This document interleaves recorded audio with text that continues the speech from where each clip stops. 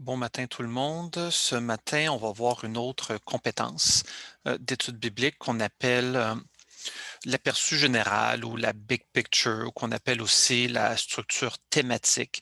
En fait, il s'agit de regarder peut-être un chapitre complet ou une longue séquence là, de textes dans la Bible et on essaie de le décortiquer pour trouver les différents thèmes, peut-être orientés pour une série de prédications ou pour orienter une prédication en particulier.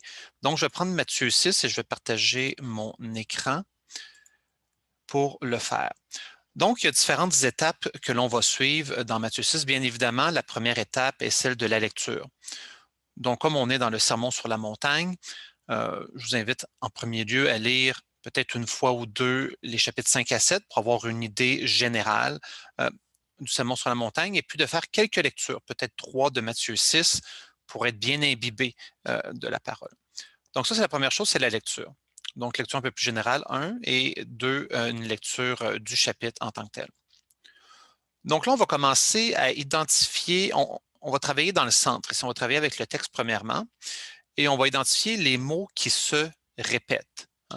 On va voir les mots qui se répètent sont généralement les mots qui sont les plus importants dans ça.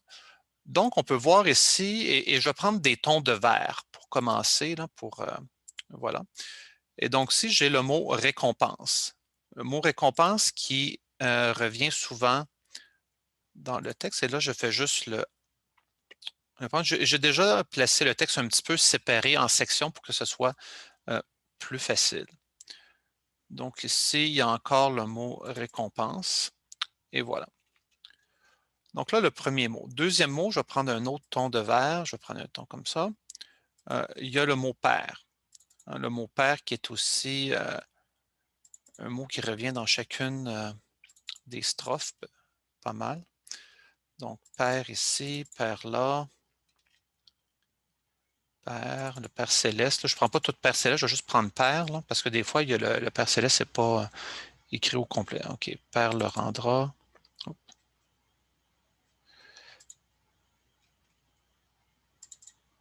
Père, Père. Et voilà. On a, je vais prendre un autre ton de vert maintenant. Ça pourrait être n'importe quelle autre couleur. C'est juste que j'ai décidé comme ça ce matin. Donc, l'autre mot, je vais prendre hypocrite. On a lu et on a vu que hypocrite, c'est aussi quelque chose qui est assez, qui revient. Donc, hypocrite, on remarque qu'ici, hypocrite est là, mais ici, c'est pas hypocrite, c'est païen. On va pas le prendre. Et aussi, encore une fois, les hypocrites. Donc, ça, c'est la première fois que j'ai fait le tour des mots. Mais j'ai vu aussi qu'il y avait des mots qui se répétaient ici, mais qui sont des mots qui se répètent dans la même section. Donc, ceux-là, je vais les mettre en jaune. Tu sais, quand on voit qu'il y a un mot qui revient dans le même verset ou deux collés, là, je vais les mettre en jaune parce que ça va être peut-être le sujet principal de ça. Donc, il y a au monde, au monde, au monde. Hein. On voit que ce passage-là traite de l'aumône ici. Verset 5, ça va être le mot prier. Ici, je prie, quand tu pries. En- ici, il y a prie, ici, excuse-moi, c'est pas ça. Ici, prier. Enlever donc prier. En priant, ne ressemblez pas, comme vous le demandiez, vous savez comment vous devez prier. Donc là, il y a prier, il est là beaucoup. Ici, il va y avoir pardonner. Donc, je vais faire pardonner, pardonner, pardonner, pardonner. Et ça, on le sait parce qu'on connaît le Notre Père que le verset 12 ici, il y a aussi pardonner. Fait qu'on voit que ça vient peut-être expliquer cette ligne-là, le verset 12. Donc, on va les mettre ensemble. Ici, il y a jeûner. Homme qui jeûne, quand tu jeûnes. Ici. Donc, on a ici, il va y avoir le mot trésor. C'est vous des trésors. Là où est ton trésor, là aussi sera ton cœur. Ici, on va avoir le mot œil qui revient. OK? Oh, j'en ai oublié un ici. Fait que là, on a déjà juste fait un petit peu de surlignage, juste pour voir un peu c'est quoi les mots qui reviennent. Donc là, je vais aller ici, une fois que j'ai fait le tour un peu, un petit défrichage, voir c'est quoi les thèmes.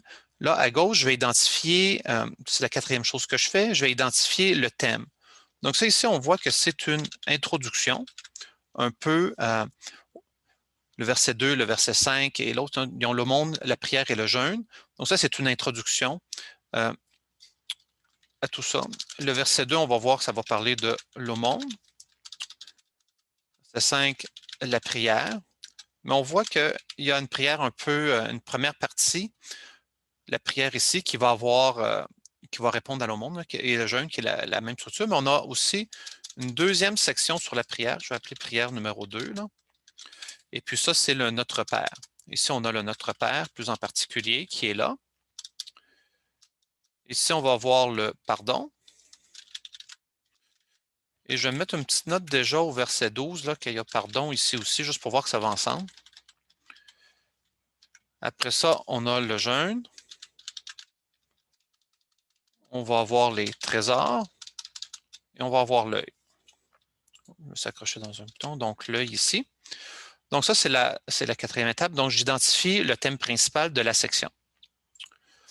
Après ça, je vais y aller avec l'idée principale. C'est quoi l'idée, si je résume, et puis je voulais faire expliquer ça juste dans un mot, peut-être, mais je parlerai ici d'hypocrisie religieuse, qui est un petit peu l'idée principale de ça. Hypocrisie religieuse, comme ça. L'aumône, après ça, on parle de l'aumône ici. On va parler aussi peut-être davantage. Attends, je vais juste m'ouvrir. Donc, l'hypocrisie religieuse, je vais retourner là, on va y aller avec peut-être ce qu'on appelle en français le show-off versus l'attitude du cœur ou l'attitude ou la motivation. Si je vais ramener mon aumône. Donc, dans l'aumône, on va parler peut-être de la discrétion, dans la bienfaisance, qui est peut-être quelque chose un terme qu'on pourrait plus utiliser maintenant, contrairement peut-être au fait de se faire de la publicité. Donc ça serait peut-être le thème. Ici, dans la prière, on voit beaucoup la question d'intimité ou la question de prier dans le secret. Donc, je vais garder intimité peut-être du dialogue ou de la prière avec Dieu, contrairement à ce que les autres font, c'est-à-dire de se bâtir peut-être une réputation religieuse. Donc ça serait mon thème. Prière 2, là, je ne le ferai pas. Prière 2, je vais aller directement au jeûne parce que c'est dans la série qu'on fait là, sur les 3 au monde prière-jeûne. Donc, le jeûne ici, on pourrait peut-être dire que c'est une question d'apparence en jeûnant. Peut-être versus peut-être montrer nos efforts de, quand on fait l'exercice des disciplines spirituelles. On pourrait aller peut-être un peu plus haut que le jeûne. Okay? Donc, ça fait peut-être nos 3 idées. Et puis, la dernière chose que j'aimerais faire avec ça, c'est peut-être identifier le mot-clé qui va être lié peut-être au thème de toute la section, au thème de ma prédication. Là, on voit beaucoup qu'on parle du caractère ou de peut-être une valeur ou quelque chose qui se passe dans le cœur. Donc ici, la motivation, peut-être je vais regarder l'authenticité. Question, parce que je ne veux pas parler nécessairement dans le négatif de parler d'hypocrisie. Nécessairement, je veux mettre l'accent sur l'authenticité. Ici, je vais mettre l'accent sur la discrétion, l'intimité, puis ici sur peut-être l'apparence. Mais il faudrait que je trouve un meilleur mot là, qui fait référence à une valeur, probablement plus tard, mais pour ne pas toutes les appeler pareil, toutes les appeler authenticité ou toutes les appeler dans le secret, là, mais trouver des synonymes qui pourraient mieux exprimer, mettons, la discrétion ou faire le monde dans le secret. Tu sais, discrétion, c'est là, mais prier dans le secret, ça, on peut parler d'intimité. Donc, essayer de trouver des synonymes là, pour pouvoir donner une certaine complémentarité dans la prédication pour qu'on utilise tout le temps les mêmes mots. Après ça, une fois que ça c'est fait, donc j'ai un peu une idée de ma structure globale, de mes thèmes, un peu des mots-clés qui reviennent. Maintenant, je vais aller dans chaque verset. Donc là, je vais être dans la colonne de droite. Et puis là, je vais mettre en rouge peut-être les mots que je vais vouloir expliquer ou détailler. Comme ici, on peut regarder des fois, il y a des commandements, des mises en garde, des promesses de Dieu, choses comme ça, on veut les expliquer ou des fois, c'est des mots-clés qui reviennent peut-être dans les autres passages avant ou des mots qui sont théologiques qu'on veut expliquer. Donc, si on va souligner gardez-vous, donc ça, je vais mettre ça en rouge. Donc, gardez-vous qui est une mise en garde. Il y a le mot justice. Hein, si on a lu et on doit avoir lu les chapitres 5 et 7 avant, on voit que le mot justice revient pas mal souvent. Il y en a deux fois dans les béatitudes, il y a dans le verset 20, il y a une meilleure justice que les pharisiens. On va aussi chercher la justice de Dieu avant toute chose. Donc, le mot justice est un mot qui revient souvent là-dedans. Et puis l'expression pour en être vu. Donc là, moi, ça va m'amener, là, après ça, je vais juste me mettre des petits commentaires ici. Donc, pour ce verset 1-là, et c'est surtout intéressant si on est plusieurs prédicateurs et puis on ne veut pas, après, si on a 4 ou 5 prédications là-dessus, on ne veut pas toutes parler de la même chose. Donc, on veut bien montrer aux autres c'est quoi que nous, on va parler pour que les thèmes qui se retrouvent dans chacun des paragraphes, mais on ne répète pas toujours la même chose. Hein. Fait que si moi, je vais vouloir parler de la mise en garde. C'est unique à ça. Le mot justice est unique à ça. Et comme ça, c'est une introduction, on a vu que le mot hypocrite se répétait dans les trois. Si on fait, mettons, 5 prédications, une qui va être l'introduction, une sur le monde, un sur la prière, un sur le jeûne, puis un ici sur la conclusion, peut-être sur le trésor, la récompense. Mais on voit que hypocrite qui revient 3 fois, je suis probablement mieux d'en parler ici au début, donc peut-être hypocrite, euh, hypocrisie religieuse, qui vont s'appliquer aux 3 autres. Donc, on ne le répétera pas dans les 3 autres passages, on va juste en parler là. Donc, on pourrait aussi parler de la motivation, là, ici, là, d'en être vu, puis de l'adresser directement ici, plutôt que d'en parler partout. Donc, ça serait probablement mes 3 points de cette prédication-là. Si je vais dans Au monde maintenant et que je refais un petit peu la même chose, mais on voit que toutes les sections sont à peu près structurées de la même manière. Tu sais. Lorsque tu fais cette chose-là de la mauvaise manière, pour être glorifié des hommes, tu reçois la récompense, mais maintenant fais cette bonne chose-là dans le secret et tu vas avoir une récompense, OK? Du Père. Donc, c'est toute la même structure. Donc, moi, je veux m'intéresser non pas à ce qui est de la structure commune à toutes, mais ce qui est unique dans ça. Donc, sonner de la trompette, bon, ça, c'est unique comme ça. Après ça, il y aurait ici l'aumône en secret. Donc, que ta main droite ne sache pas ce que ta gauche fait. Donc, ça ici, c'est une expression qui est unique. Donc là, je vais le noter ici. Donc, je vais parler de la question, bon, ce qui est reproché, qui est la question de se faire de la publicité ou de se construire une réputation. Ici, je vais parler de la question de l'aumône secrète. Donc, c'est quoi les implications pour l'Église de faire de l'aumône secrète? Peut-être les questions pastorales. Est-ce qu'on doit se cacher ça entre conjoints ou dans la famille, tout ça? Peut-être une autre question, peut-être un peu plus. Qu'est-ce qui se passe quand je donne de la bienfaisance à quelqu'un qui est dans le besoin, que je le fais en public? Qu'est-ce que ça fait? Est-ce que ça affecte la dignité humaine? De le faire en secret, comment est-ce que j'aide davantage? Est-ce qu'il y a des émotions ou quelque chose qui est relié à ça au point de vue humain? Donc ça, je vais en parler. Maintenant, si on va dans la prière, maintenant, euh, un point qui va être intéressant à commencer, c'est peut-être la prière publique. Est-ce que ceci veut dire qu'on n'a plus le droit de prier publiquement ou est-ce que la prière publique est toujours valide, mais c'est l'intention dans laquelle on fait qui n'est pas bonne? Donc ça, on va en parler. Deuxième, donc on fait toujours un lien avec l'authenticité du début, mais ça a déjà été parlé hein, dans l'introduction, l'authenticité. Donc si on fait juste donner un exemple concret, la prière.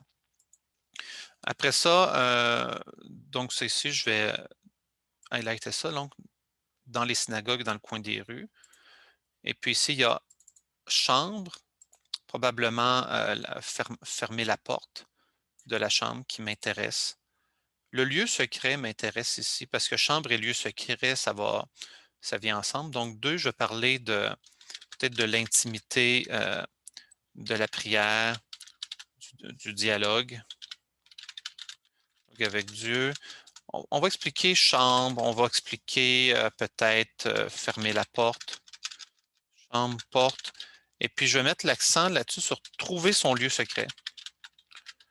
Hein, peut-être un point de vue plus pastoral, pratique, trouver son lieu secret, ça pourrait être au niveau de l'application, ça pourrait être là. Maintenant, on ne va pas faire les autres ici parce que ça ne concerne pas la présente série, là. On va juste faire au monde, prière et jeûne. Donc, jeûne ici, c'est un petit peu la même chose. On a l'air triste, hein, ou le visage défait qui sont là. Et puis, peut-être, exemple, parfume ta tête et ton visage. Donc là, et puis ici, on va juste. On ferait exactement la même chose rendu ici. Et puis, on écrirait ben, qu'est-ce que j'expliquerais ici sur l'apparence. Peut-être, je pourrais parler des questions pratiques sur le jeûne d'église. Hein. On pourrait parler d'un petit peu toutes ces questions-là qui concernent plus les disciplines spirituelles et peut-être dans le comment faire le jeûne correctement. Hein, quelque chose de pratique, on pourrait se concentrer sur ça.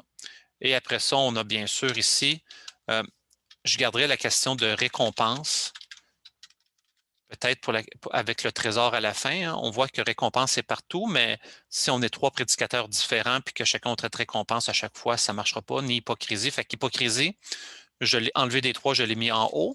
Récompense, je vais le mettre seulement dans la prédication de conclusion sur le trésor. Donc, je vais mettre récompense là parce que ça va dans le thème. Et puis, la question de père, le mot père qui est là, mais lui, je vais le sauvegarder pour quand on va faire la première prédication du Notre Père. Donc là, en mettant ça, et j'envoie ceci aux prédicateurs qui vont travailler là-dessus, je vais leur dire, mais personne ne va parler du mot Père, seulement celui qui va faire le Notre Père. Et puis, personne ne va parler d'hypocrisie, sauf celui qui fait l'introduction. Et personne ne parle de récompense, sauf c'est celui qui fait la dernière prédication ici. Donc, ici, on peut voir, on a au moins 3 points, 2 à 3 points, des applications pratiques, des choses expliquées. Puis, on est capable maintenant d'avoir une certaine profondeur dans chacun de ces sections-là pour ne pas avoir à se répéter. Puis, les gens qui nous écoutent, à l'Assemblée qui nous écoutent, qui vont avoir 1, 2, 3, 4, 5 prédications, mais ils n'auront pas les mêmes choses qui vont revenir dans ces 5 prédications-là, mais vraiment quelque chose de ciblé, de différent, qui est centré sur le texte. Et puis, qui va vraiment pouvoir euh, les encourager de manière différente. Puis nous, on ne se répétera pas, on ne fera pas la même étude non plus. Voilà. Fait que j'arrête de partager. Donc, je vous invite à faire cet exercice-là, peut-être à le faire avec d'autres sections, peut-être dans Matthieu 5, dans Matthieu 7, et puis de refaire cet exercice-là pour vous-même avec un autre passage. Que Dieu vous bénisse et puis bon succès dans votre prochaine prédication.